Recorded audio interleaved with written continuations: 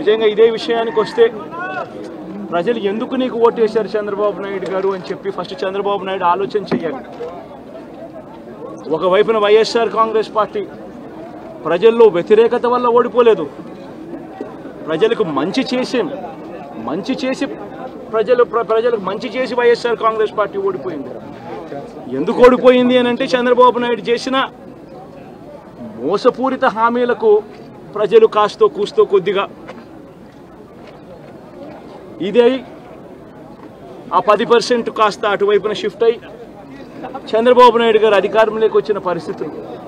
మరి చంద్రబాబు నాయుడు అధికారంలోకి వచ్చిన తర్వాత ఈరోజు రైతులకు తాను ఇస్తానన్న రైతు భరోసా 20,000 రూపాయలు ప్రతి రైతన్నకి ఇస్తానన్నాడు. వ్యవసాయం స్టార్ట్ అయింది, ఖరీఫ్ మొదలైంది, పంటలు వేగంగా వేస్తూ ఉన్నారు రైతన్నలు. ఇంతవరకు రైతు భరోసా 10,000-20,000 రూపాయలు ఇస్తానన్న దానికి అతి గతి లేదు. బడులు మొదలయ్యాయి.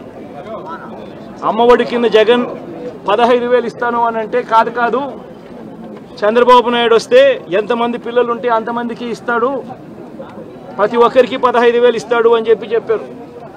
రాష్ట్రంలో 1 కోటి మందికి పైగా పిల్లలు బడియీడు పిల్లలు ఉన్నారు. బడులు స్టార్ట్ అయ్యాయి. ఆ ప్రతి తల్లి కూడా అడుగుతూ ఉంది, తల్లికి వందనం అని పేరు పెట్టావు, అమ్మఒడి అనే పథకాన్ని పేరు మార్చావు, మరి ఆ డబ్బులు ఏమైనాయి అని చెప్పి గవర్నెన్స్ మీద కాస్త ధ్యాస పెట్టి ఆ తల్లులకి ఇచ్చే డబ్బులు ఇచ్చే కార్యక్రమం చూడండి. రైతులకు ఇచ్చే రైతు భరోసా 20,000 ఇస్తామన్నారు, ఇచ్చే కార్యక్రమం చూడండి. ప్రతి అక్క చెల్లెమ్మకు 18 ఏళ్ళు పైబడిన ప్రతి అక్క చెల్లెమ్మకు ప్రతి ఒక్కరికి 1,500 రూపాయలు ఇస్తామని చెప్పారు. అంటే సంవత్సరానికి 18,000 రూపాయలు. రాష్ట్రంలో 4,12,00,000 మంది ఓటర్లు ఉండరని చెప్పి మొన్నలే లెక్కలు తేలి.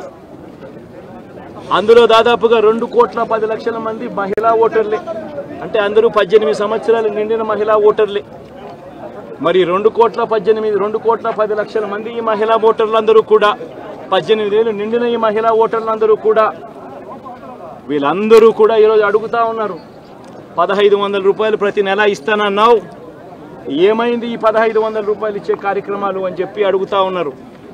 వాటి మీద ధ్యాస పెట్టే కార్యక్రమం చంద్రబాబు నాయుడు చేయాలి.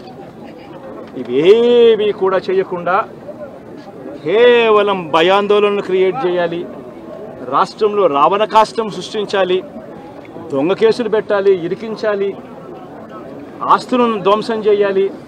వైఎస్ఆర్సీపీ అభిమానులైనా, వైఎస్ఆర్సీపీ కార్యకర్తలైనా, వైఎస్ఆర్సీపీకి ఓటు వేసిన వారైనా కూడా ఎవరిని కూడా ఉంచకూడదు అన్న దుర్మార్గపు ఆలోచనలతో అడుగులు ముందుకు వేయడం అతి హేయమైన రాజకీయం అని కూడా ఈ సందర్భంగా తెలియజేస్తా ఉన్నాం.